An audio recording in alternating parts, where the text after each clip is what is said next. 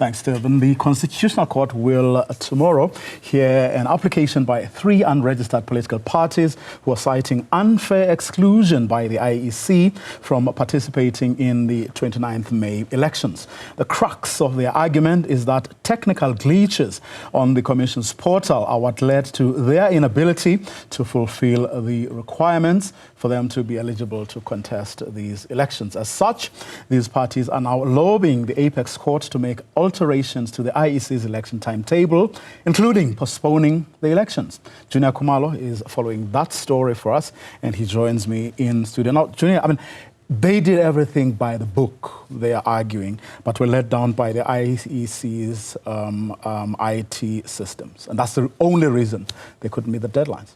Indeed, that's the argument that they are making to the Constitutional Court. As you may remember, these parties, actually, the 3 parties, actually approached the IEC and lodged a complaint after the deadline was closed. The IEC dismissed that. They went to the Electoral Court. They were not successful there as well. Now, tomorrow, they're going to be approaching the Constitutional Court to make that argument that it is because of the IEC's glitches, basically on the online portal, that they are not registered. So they are now asking that the Constitutional Court basically changes the timetables of the IEC, the electoral timetables. They're also asking that the date for the elections, the 29th May, be pushed backwards so that it gives them enough time to re-register as well as to also campaign on the ground.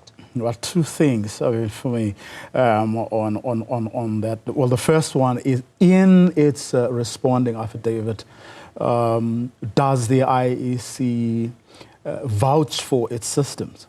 The IEC basically vouches for its systems. It says that most of the political parties who experienced the problem went onto the online platform at the last minute. There were about 101 unregistered parties that were trying to basically complete those forms. As you know, the IEC needed about 62,000 signatures from all of these parties. So it made it a headache, basically, at the last minute when all of these 101 parties were trying to put all of those signatures in that portal.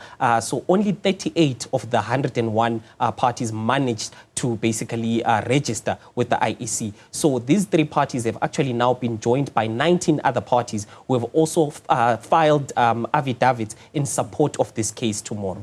And of course, relief that these parties are seeking is the postponement of the election. Does the IEC address that in its responding affidavit? Because obviously that's going to have, implications. Indeed. So the IEC does indicate that a lot of resources have actually been spent already in preparations for these elections. They've printed out ballot papers.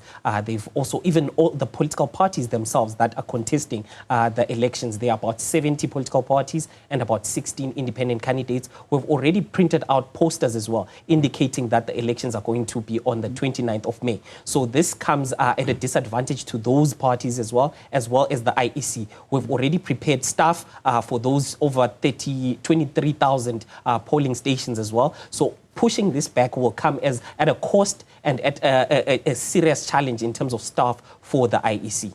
Well, we'll see how that, of course, pans out. Juniour Khumalo, thank you very much. He will, of course, be following that story for us. He will be going to court too, and he will bring us that story as it unfolds.